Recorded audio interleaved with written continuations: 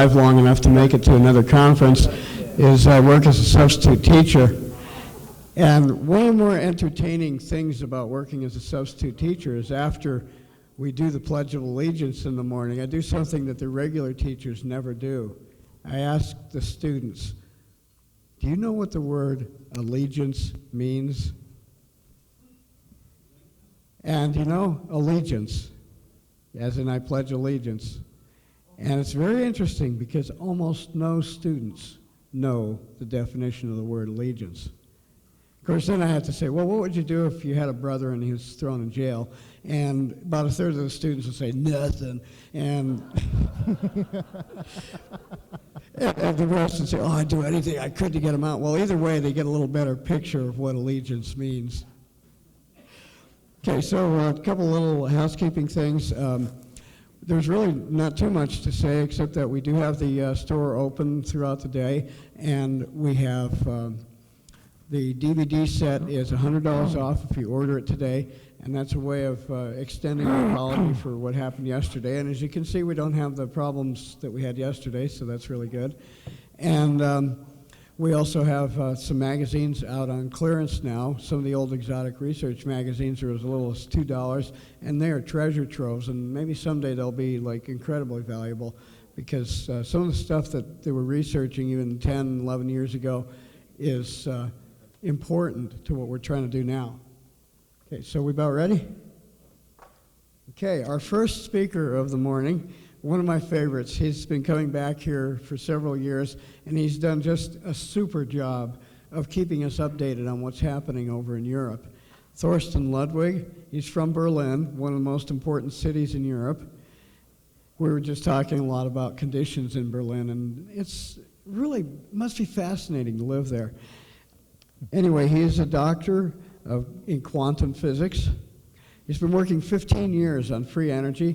His favorite subject is the ancient Vimana aircraft that are in the Vedas of India. And of course, India and Germany share a common origin culturally, and in German they had the same stories. They're called Eddas. And so this was something that caught a hold of him a long time ago and part of what's been driving his research. He's the president of the German Space Power Association, and in Berlin, they've recently started an Institute for Innovative Propulsion Systems, which he's running. So let's please welcome Thorsten Ludwig.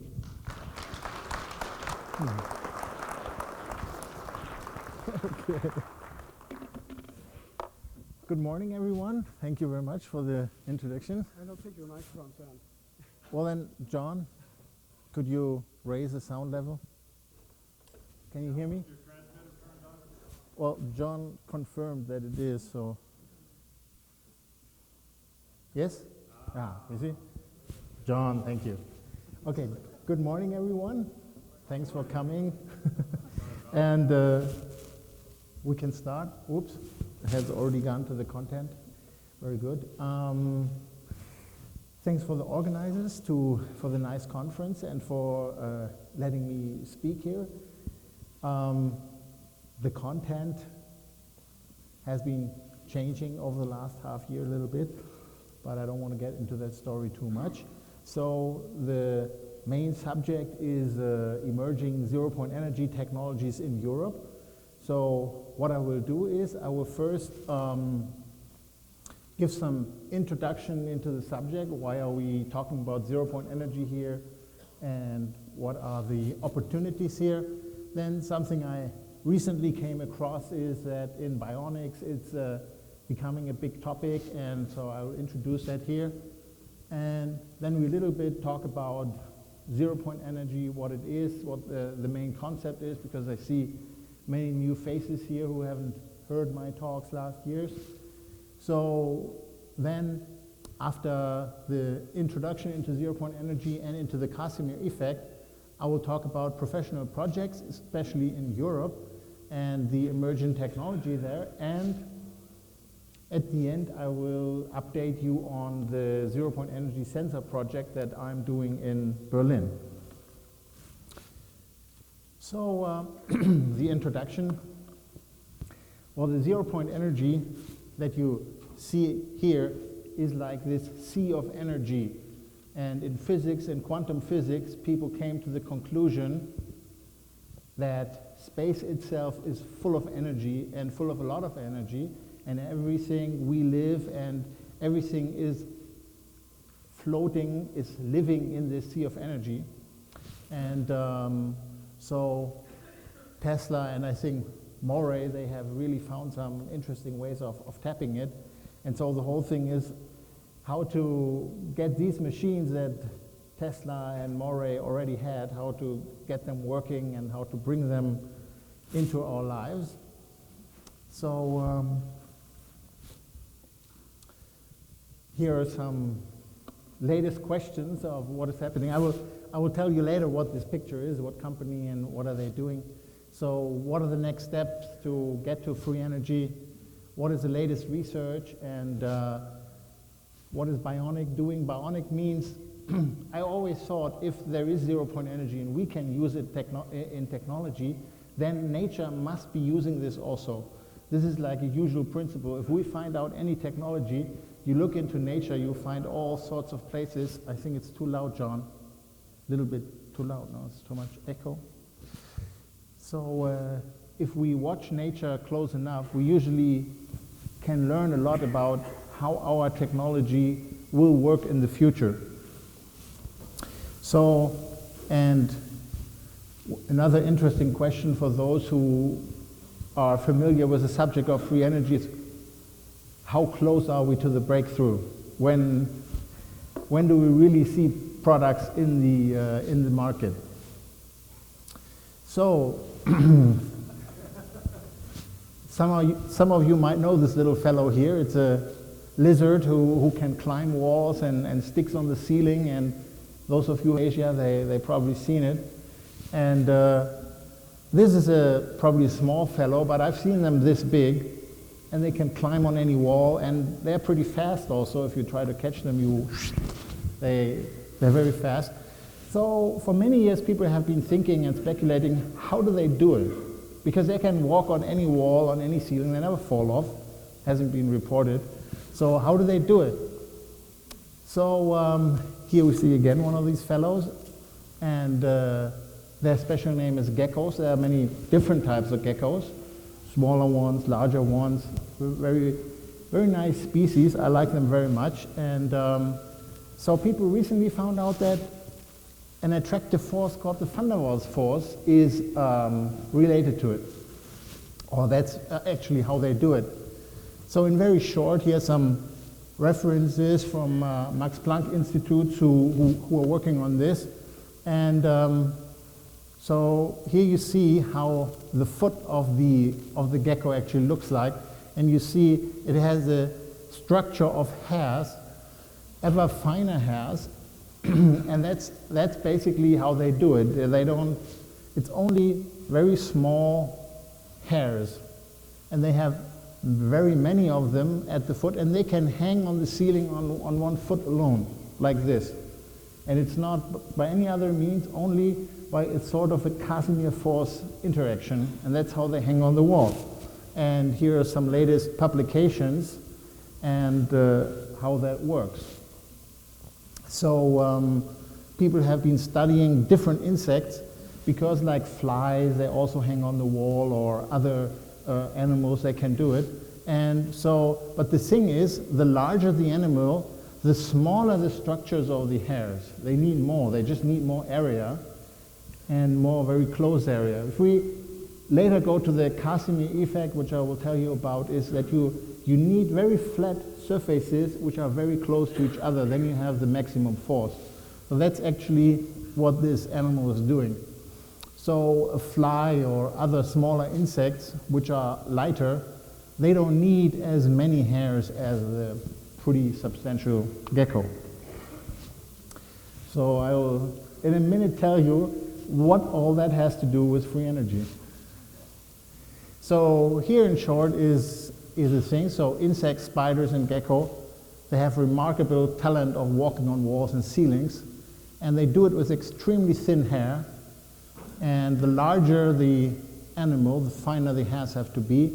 So these people in the Max Planck Institute for Metal Research in Stuttgart, they found out that the Gecko is actually using this nanotechnology because the hairs of the gecko are only 200 nanometers in diameter. So, and here are some references on that research. And we will meet these people a little later in the Casimir Effect. So here's some researcher, and here you see the gecko climbing on a glass wall. See, they stick on the wall. Pretty fascinating. So the modern view of the whole thing, and this is a book I really, really recommend for anyone who wants to go into the subject of Casimir energy, make calculations. Because what we find out is, or that people found out, is that the Casimir and the zero-point energy is the same as the Van der Waals force. Now the Van der Waals force is just a different viewpoint. So if you view dielectrics and dancing charges which interact with each other, then you have the Van der Waals force. Now the Van der Waals force is very important because everything that is not polar will stick together because of the Van der Waals force. So noble gases, but anything that somehow sticks to something else, it's all because of the Van der Waals force. So it's very important in technology, in chemistry. And so Van der Waals found that out studying gases in the late 1850, around that time, long before quantum mechanics was discovered. So, and this guy here, Parzigian, he wrote a fantastic book in 2006 in different levels. First level, he tells about the story, how it was discovered, and he clearly writes how the Van der Waals force and the Casimir force are the same thing. The only thing, the difference in the Casimir force is that we are looking at metals and not at dielectrics. And if you look at metals, you cannot look at dancing charges because that won't happen on an ideal metal. But you have to take the limited light speed into account. That's called retardation.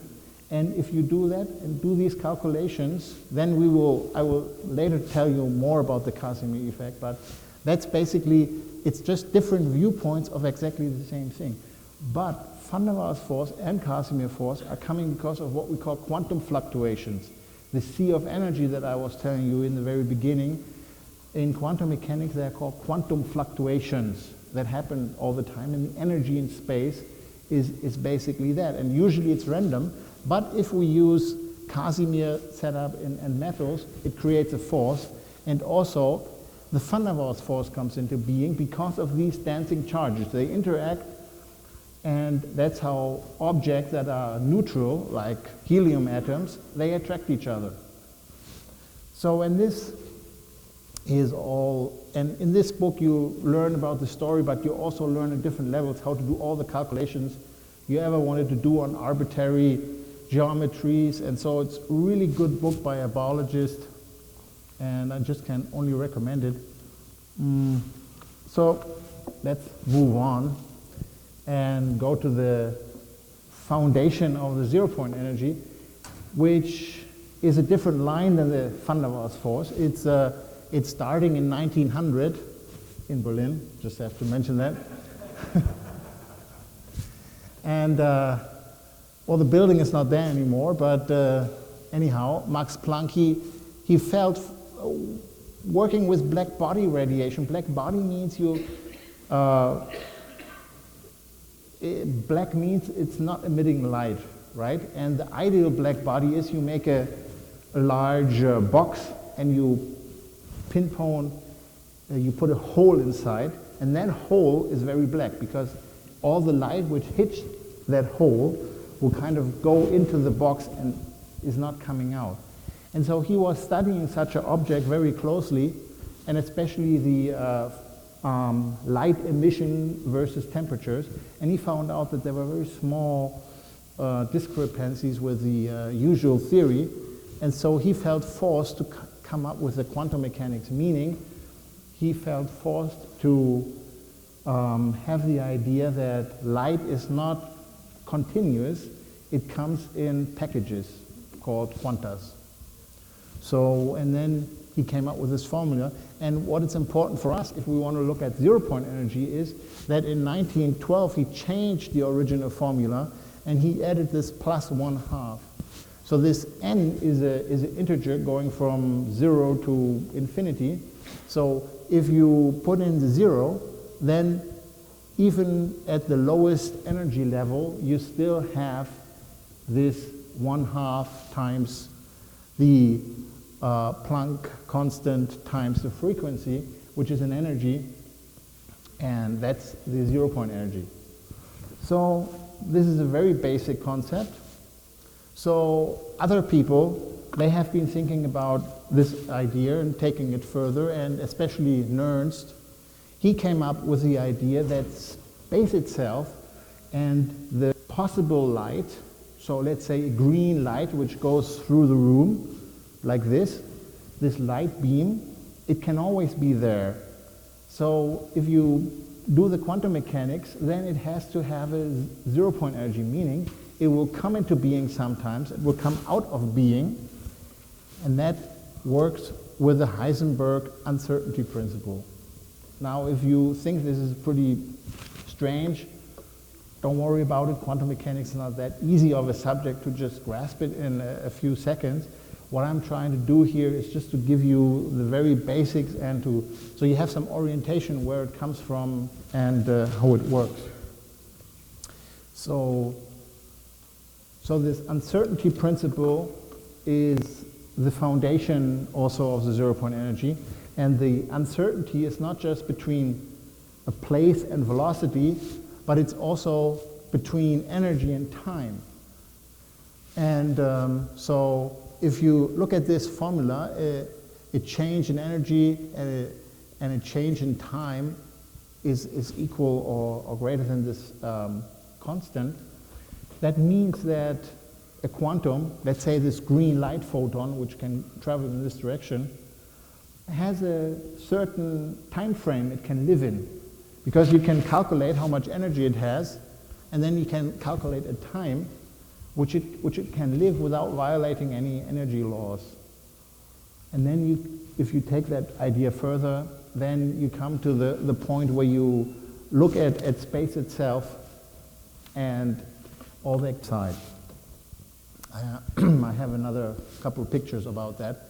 So these are two names who worked on this idea on space itself further, which then became the quantum field theory.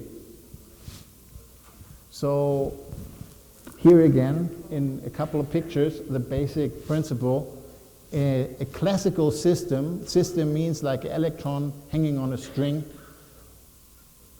will show this response to an impulse.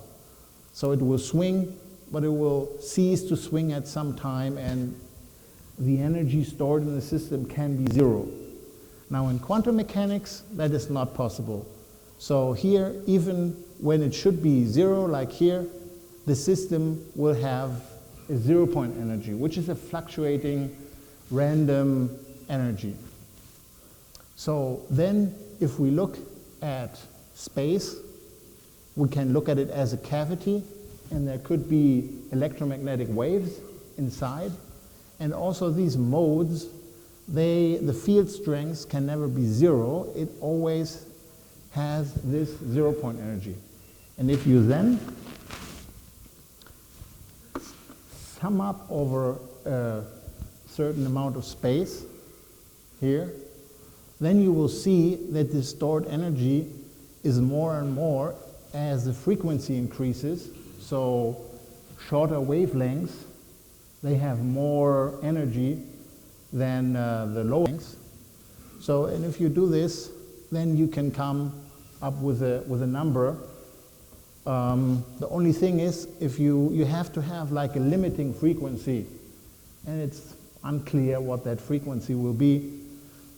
Some people say the wavelengths of the quant length, of the Planck length, should be the limiting factor. At the end of my presentation, I will give a calculation, and there I will take the largest observed frequency, which comes from cosmic rays, and it's like 10 to the power 20 thirds, something like that. And then you come up with a pretty big number of energy in space.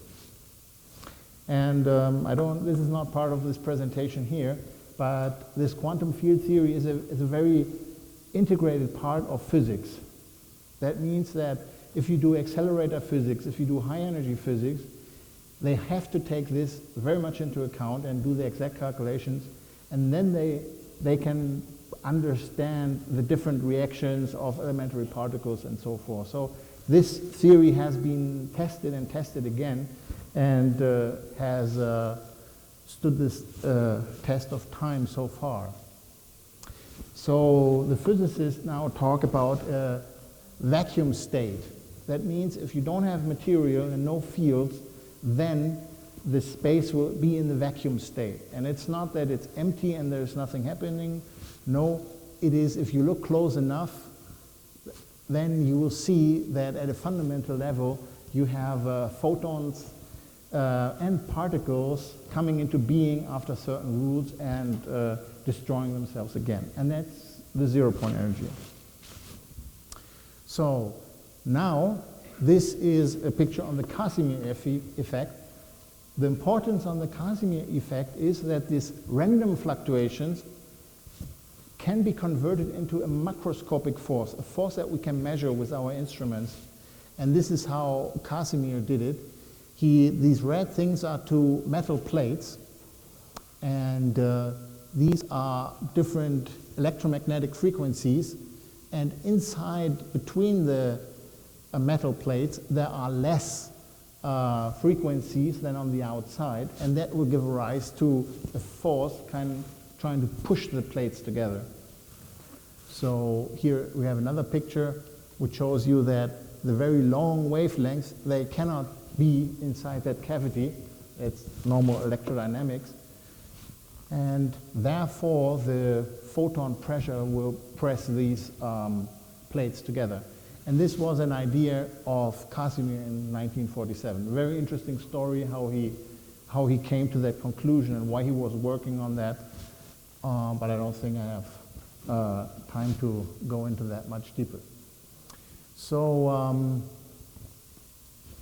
that ends our introduction to the zero-point energy, and now the main part of this talk will be to show you different companies who are actually trying to work on free energy concepts in Europe. And the main idea for this talk this year was to kind of give an overview of the progress in the field, in the sense that we have professional projects.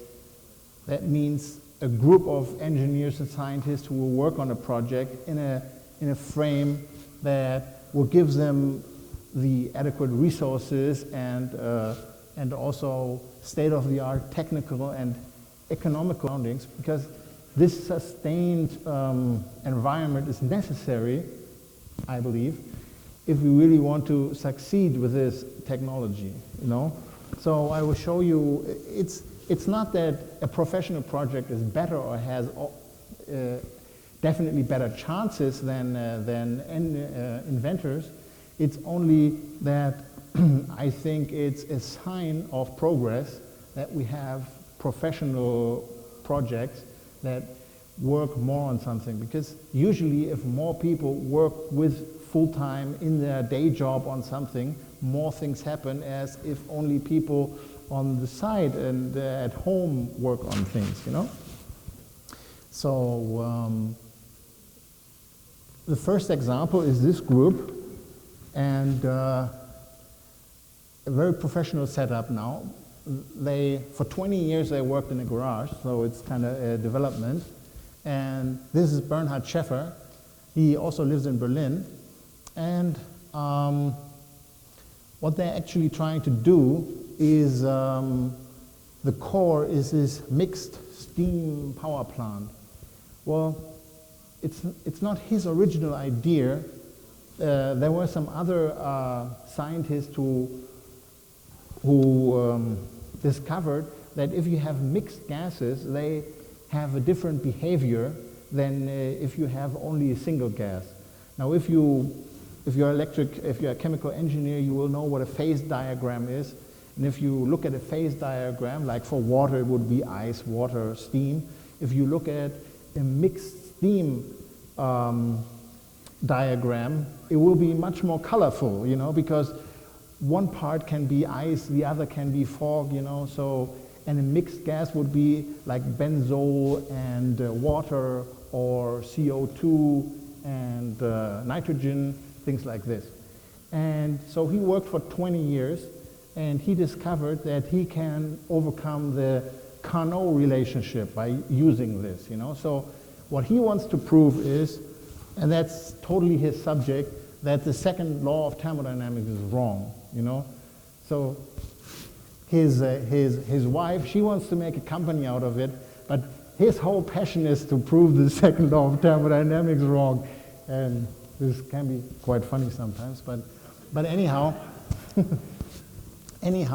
he's claiming at 120 degrees to get an efficiency of 60%, converting heat into electricity, and that would be really fantastic, and it would be great for like geothermal power stations or any because you have a lot of low heat, and it's very difficult to convert that into electricity. So it would be a really great subject, and I think proving the second law of thermodynamics wrong will also be good.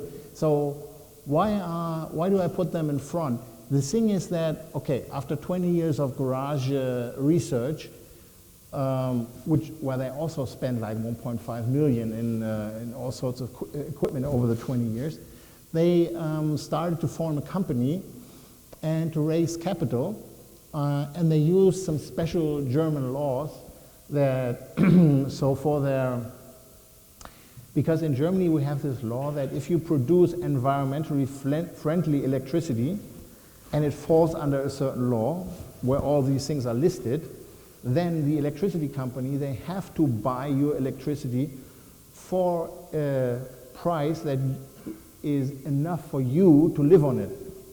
So to produce it and to make money from it. So, so that is guaranteed for the like 15 years. So on that basis, they can make a economic plan and raise the capital. And so in two raising rounds, they raised 4.5 million. And so they now work with 20 employees and quite a good setup. And so I'm sorry, but I can't explain here how the mixed power plant really works. Here's the diagram. I refer to this website if you're interested, and I'm very happy to guide you a little bit how to do it, but it will be like a whole talk on how this works. So, well, unfortunately, it's a little bit too bright, so you don't really see it, but this is a map of Germany, and you will see little yellow diagrams here, and they show you how the contributions of partners is distributed, and there you can see that it's distributed over the whole Germany. And the good thing about this company is they only give out, like, you can only buy for a couple $1,000, you can become a partner. So they don't raise a lot of money, but they raise from a lot of people. So about 3,000 people have contributed money, so all in the range of a couple $1,000. And because it's of course not 100%, people will get the money back, but it's also not so much that it will ruin anyone if it doesn't come back. And the idea is that everyone who has signed in the first rounds of financing, they will get a machine. And they will get the money that the machine is making by this German electricity law. So that's the concept. And I think it's a very solid project where 20 people, engineers, and they're really working on it, and it's a very fine thing. At the moment, the status is that they have built the third prototype and they are running it on steam alone just to get all the valves and everything ready, and they're about ready to start to work with a mixed steam and then to get data, which I'm personally, of course, very interested in, to see what the real efficiency is of the next product. But they have built other prototypes to make a proof of concept. But it's always like this. If the prototype, the first one, was too small to really go into regions like 30 kilowatt, it was only a 2-3 kilowatt, then all the parasitic loads are too much and so forth. So you have to go big, and it all takes time. So another very professional setup, which you've seen because Konstantin Meyer has been here on this conference a couple times. I think he was here last year also. So here is the main website. He works on scalar waves and neutrino power. And the nice thing that he just did, he was asked to organize a conference on a big exhibition where 500,000 people came locally in South Germany. And so here you see a couple of ministers. This is a minister for finance and economics in that state. And here's the mayor of the city and another minister. Here is Konstantin with his boat. Here you see the boat again. And he transmits Tesla scalar waves to the boat, and then it's powered and it moves around. So I show you these pictures to show what's going on. It was a very successful event. Many people came, so normal people came that were informed about this free energy and what's going on, and also some politicians came and they watched it, and so I think it was a very, very successful event. And if you go to his website, you will see he's writing books, but he also works with companies and is trying to work with these scalar waves and to make projects out of it and so forth. His main base is he's a professor at a university.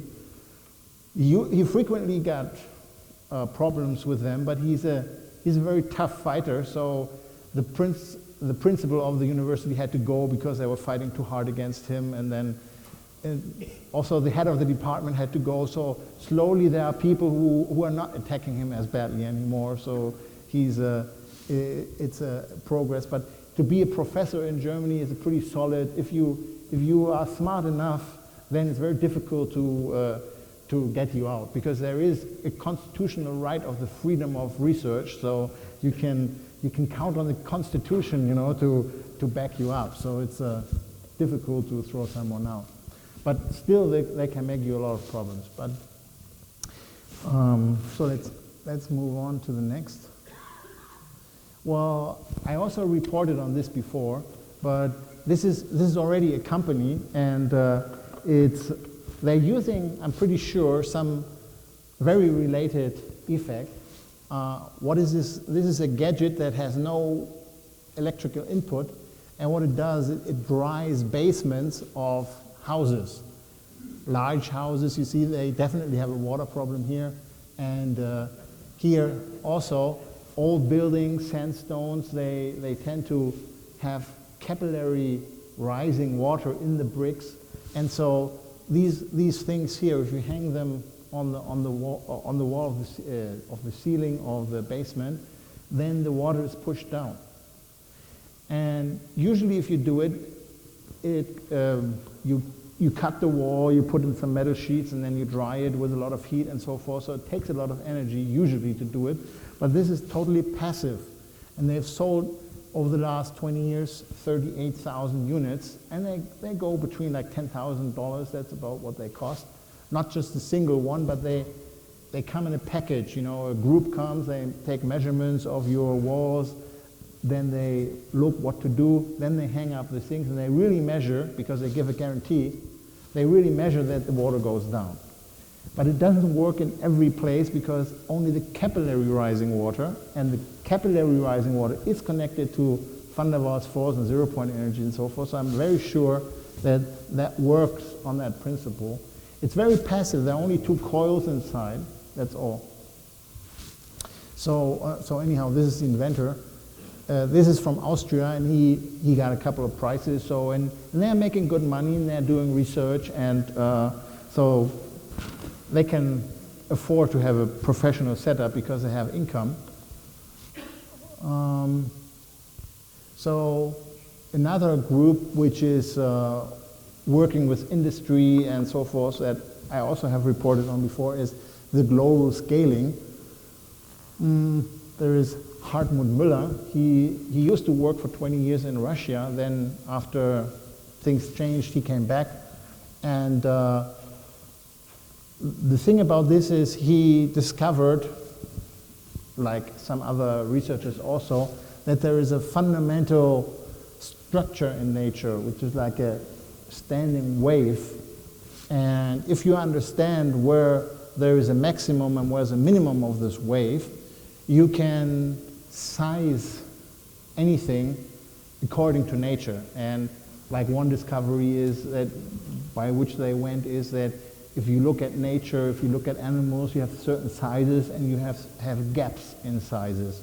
And so this is just one example of many, but they apply it to industry, to the size of devices, to the processes in the industry. And so here's the website. It's a big group. There are many people working with this now. And one who is working in Berlin who has discovered a radionic device which is working on this principle, working on a principle related to Müller, but also related to zero-point energy fluctuations. That's called the time wafer. And that's a physicist who made this, who also works a lot with India and Vastu Shastras and things like that, like the Feng Shui of India. So a very interesting person. And these time wafers, they sell for 12,000 euros, so that's $18,000. So they also have a good income and a professional setup. And it's a very interesting core of this time wafer, because he's using two random generators which are based on quantum fluctuations, which connect the whole thing to a computer and to the standing waves. And that's how that device is working. So this is another very interesting story, especially here on the TeslaTech conference. This is Klaus Jebens. He's working in Hamburg, and he has a group of people there. He pays a physicist and a couple of researchers, and they recently made some patents on some free energy devices. And we also have been working with him for some time.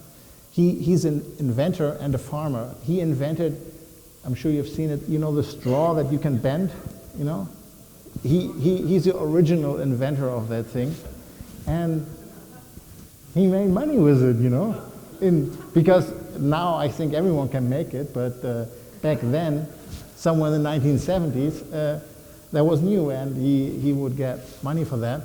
But he also is a farmer, and he has patents for all sorts of milk machines and stuff like that. So, but when his father died, he discovered in the papers of the father, he discovered a closed envelope which was sealed. So he opened it and he read it, and the story inside was, it really touched him. The story was that his father in 1930 was the president of the House of Inventors in Hamburg.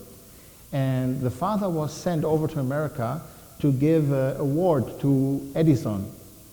So he did that, but on the way over, it was very rough sea, and but the father used to be a captain of the Navy, so he was among 5 others who could stand the rough seas, and he met a nephew of Tesla. And that guy said, well, if you go to Edison, you definitely have to go and meet Tesla, meet that guy, you know. So they arranged it, and he did, you know. And so the father visited Tesla, and he drove in the Tesla car. And he wrote about it. He wrote a testimony, but he promised Tesla, you know, not to talk about it. So that's why it was in this enclosed envelope. And that started him off on this whole free energy subject that his father drove in this famous Pierce Arrow that I'm sure most of you have heard about. So, and that keeps him going.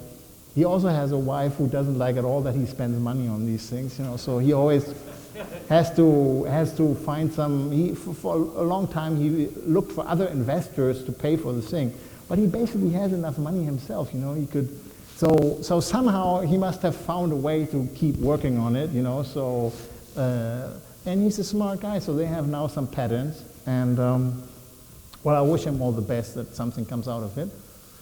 So that's this story of Hamburg. Now another story that I'm sure quite a few of you have heard about, but that's a Steon project. It's a company in Ireland. And this is the CEO here, and this is his machine. And he claimed to have discovered like a magnetic motor principle.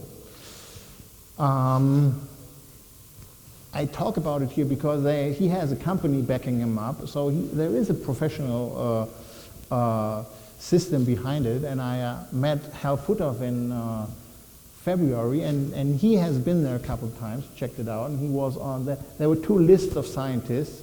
See, he went public like in the London Times and said, I'm looking for scientists to test this. So then people could sign up if they wanted to test it. So he had a list of institutes that wanted to test it, and then he had another list of institutes who wanted to rebuild it. So Hal Puthoff was on the list of rebuilding it, so he had some contacts and gave me some insights in this project. Because the thing is, what happened then is that they progressed, and then they made a big announcement that they would show the machine in London in the Royal Albert Hall, and they made it public on the internet and all cameras and everything, and then it failed totally, you know, so, and the website went black, and so that was not such a good story, but so now, according to Hal, they just backed off a little bit, trying to get the basics straight again before they go so public again. But it's a professional project. I'm not sure, I can't tell you if the machine really will work or not, but at least they are working on it in a nice fashion. Well, this is another very interesting project. This is Professor Beck. He's a professor for electrical engineering, especially for power management. And he's a member of our Space Power Association, so our free energy trust in Germany.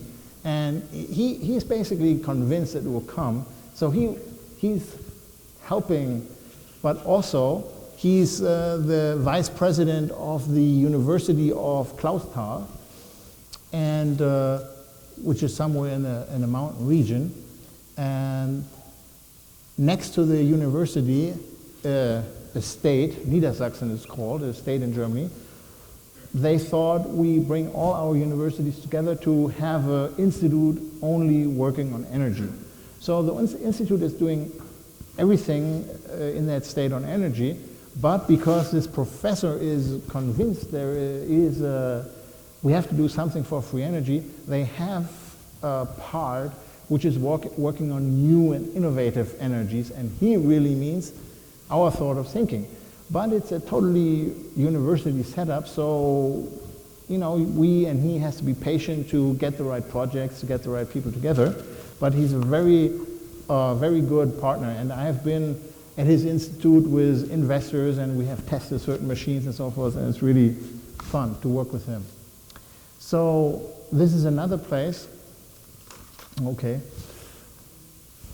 This is another interesting project, that's WETSUS. It's an institute in the Netherlands which is dedicated to water research. But this is the CEO here talking to some minister, and he also is convinced, yes, we have to do something for free energy. And he invited me to they make a symposium for 2 days where the prince comes because he's also interested in water, and a couple of hundred professors and scientists come in. And he said he always likes to have a provocative talk at the beginning. So he got me to give this talk on free energy and zero-point energy in front of all the scientists. So, and he really wants to do a project, but also here it's fully a governmental setup, so everything has to come together for the right project, you know. So, but it's a very important project here. So this I came across quite recently. A group in Stuttgart, University of Stuttgart, and I have to speed up a little bit because he's telling there's not much time. So So this is on the Casimir Force, and they claimed, and it's been in Nature in January, that they found a liquid to overcome stiction in nanomachines. But overcoming with the Casimir Effect, overcoming means, because if you study that book, for example, from Persian and the Thunderbolts Forces, which is the same as the Casimir Force, it depends on the different materials. And if you have contacts between different materials, then you can reverse the attraction force into a repulsion force. So they claim that their liquid will kind of overcome the stiction in the nanomachines. Like stiction means you have little parts and they stick together and they don't move. So overcoming for me means if you reverse it, then the machine should run by itself, right? Well, they're not claiming this. They just claim to overcome the stiction, but if you go on, I think that's what should happen. Okay, so this is in Stuttgart, very interesting thing. I've reported on the nano case. It's a group of universities which come together and they want to have a machine that works on the Casimir Effect. That's the aim. I just looked at the website and it's the final report is about to come out, but it's not public yet because the whole thing was 36 months and it's over. So very soon there should be the final project report. Well, don't have time to go into why they do this and so forth. Another interesting thing from Paris, Thorsten Ludwig, a German who works there. Here, this Casimir force-driven Ratchet, that's a theoretical paper, but it basically claims a little machine that will run by itself on the Casimir Effect. This is a physical review letter, year 2007. There's the page number up here. So, well, someone needs to build it, but it's at least good if some theoretical physicist comes to the conclusion, well, to claim this should work.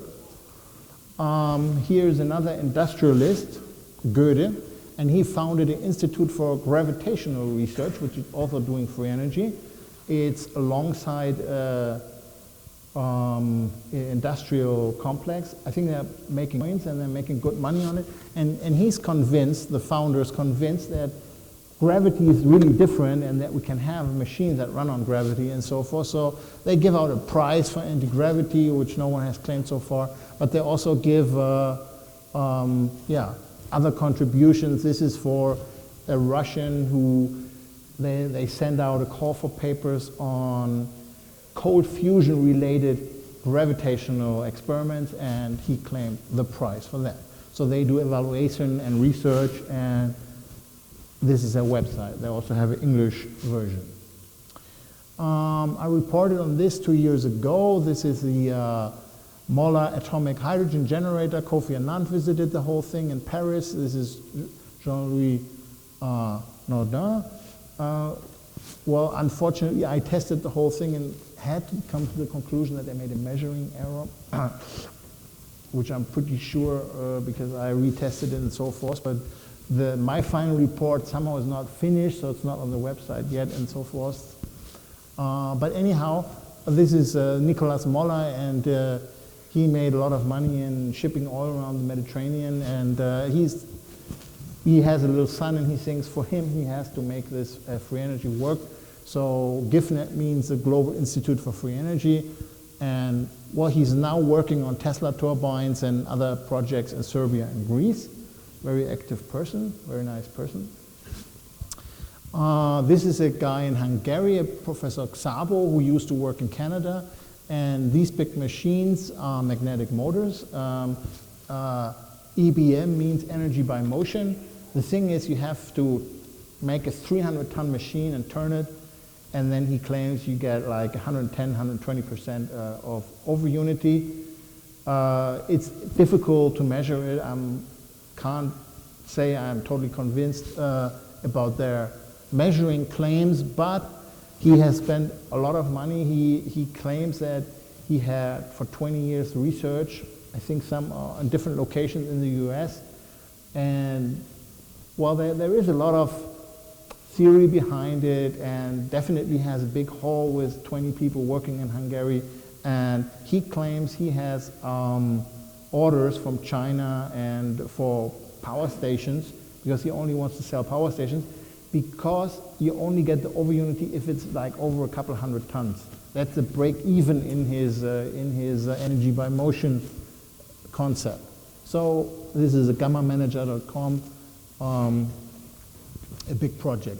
So now in the Ukraine, they are building these monster machines, because 300-ton generators, that's a couple truckloads to haul that around, a lot of metal. And well, this is something you've heard about here. There's a group working on this, but I have to underline the controversial part of it. This is Mike Brady, permanent energy device. He's busy claiming and selling licenses, and I know personally some very unhappy customers who have worked with him and paid him substantial money to get forward, but he recently moved from Germany to Switzerland to have a different base. So this is an Institute for Space Quantum Research in Switzerland. So here are a couple of projects that I won't talk about. In Turkey, the military announced they have an energy technology. That was a year ago. And I know some people who work not with the military there, but so they're very busy. Turkey, they have some people appointed who really go around looking for things, and they have some projects going there. And so magnetic motors in Germany, Belgium, Poland, and plasma technologies. So, and I know of some very interested investors preparing more projects. So this is the institute where I work and where I quickly will flip through the pictures of the sensor that I'm working there. So here are the contact details. So I reported on this sensor last year, so for those of you who haven't been there, this will be quick, and if you have more interest, please ask me after the talk, because John is getting agitated. So the sensor, it could be, I'm using both the silicon cantilevers and the quartz tuning forks. These are methods to measure sub-piconewton forces, and piconewton forces, they're used in these physical instruments. Usually, this is set up for scanning, near-field optical microscopy. This is atomic force microscopy, and so forth. Okay, well, I'm using a very cheap sensor here, which is built into all the quartz watches, and other people are making atomic resolution, atomic force microscopy with it. I'm using all their theoretical and paperwork to make a Casimir sensor out of it, and the principle is that if you have a resonator, that if you apply a force, you will shift the resonance frequency. So if you apply a force, like in this Casimir setup, of a sphere against the tuning fork, then this force, the interaction force, which is the Casimir force, would change the frequency. Here is a formula for that. And this is, these are little electronic gadgets. I cut them open, then you get this, and you can make a very nice piconewton force sensor out of it. So there are some details on this. This is my atomic force microscope. I replaced the head. This is the electronic setup. Here you have the quartz tuning fork, function generator, lock-in amplifier, some instrumentation, and with this electronics you can detect millihertz changes on the 32 kilohertz tuning fork. This is instruments. Here on this position right there is this tuning fork, and the ball. Oops. That was interesting. I didn't do anything. Sorry. Can you forward me? Hold on, let go. I'm doing. I'm not touching. Okay. Advance yourself. Okay. I'm very close to the end. So here you see the resonance, very sharp resonance in vacuum. So 32 kilohertz, that's a standard frequency for all these time watch tuning forks, and the half width is 360 millihertz. So right here on the slope, you can detect a couple of millihertz change, and that's how you detect the force in the Casimir setup. So this is not so important. So what do I have to do? Still, positioning is a problem. You have a 200 micrometer sphere against a 100 micrometer surface. You need cameras and all sorts of things to position this thing in the right way. That's critical. Then smooth and dust-free surfaces is a real challenge for me. I don't have a clean room, and also to have the surface so smooth. Smooth means you want it to have less than 30 nanometers peak to peak, because you want to approach the two surfaces by 50 nanometers. And so, but once that is going, I want to research into material geometries and also intentions on the device. And so, actually, this is a Casimir. This is a Pinto machine, and here I did some calculations, which I'm not going through, but to very simply tell you, if we want to use the Casimir effect as an energy source, we have to move away from solid objects.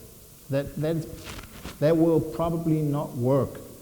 It is not enough. And there are papers on it, and if you look at the numbers here, this is like a normal configuration. It's very little energy that we get. But if we don't use normal surfaces, but like electrons and plasmas, and structure them into smaller structures, then we get much larger numbers here. So what we have to do is we have to have small structures, then we have small structures and small distances, then you can get a lot of energy out of the vacuum, but not if you use solid objects and material, metal surfaces, stuff like that, because metal will become transparent for the frequencies that are really interested. You know, like X-rays and things like that, they just pass through metal material. It becomes transparent. That's why gold is already yellow, it's not grayish. So there you see that the cutoff frequency is already close to the visible spectrum. So we have to become more inventive. The last thing I want to mention is that the Princeton Engineering and Military Research, they found that human intentions have an influence on random processes. So I'm really interested to take this further, and because if you do the calculations, they found out that the human has a 1 in 1,000 chance of changing any random processes. But if you have a 0.1% of influence on zero-point energy, it's still a lot of energy. So I see that as a real possibility of using that principle to come up with some new free energy machines. So thank you very much for your attention, and if you have any questions, please. Dr. Thorsten Ludwig, I think we have time for one question. If there's one, first hand up, there it is. And we need to make it a short question, please. Staying in schedule I know is important, but we're here for the Tech G. In America, we have several inventors who've been murdered or died under mysterious circumstances that were looking into zero point or other forms of energy, and a lot of the inventors have gone underground because of persecution. Have you seen any of that in Europe, or do you see various countries that are worse or better in Europe for free inquiry? Again, I didn't really get the question. Sorry, I have to look in the light. I can't see him also. In America, we've lost several inventors due to murder. Yeah, and people die in Germany too. So in Europe, you see the same problem that they're... Yeah. Did everybody get the question? Funny about it, people die. So there's also, there was an inventor recently who had a hydrogen motorcycle, and he had an accident, but so you never know, was it a normal car accident or was it a setup? I don't know, so that's why I say people die. But so far, you know, no one has threatened us with anything. So you have to watch out, I'm sure. But We lose our share over here. Once again, Dr. Thorsten Ludwig, thank you very much. He'll be available in the back during the break. Let's take a short 10-minute break, come right back, and we'll try to keep on schedule. Thank you. Loved it. oh, good. I let you run over for a good reason. Huh? I was enjoying it too.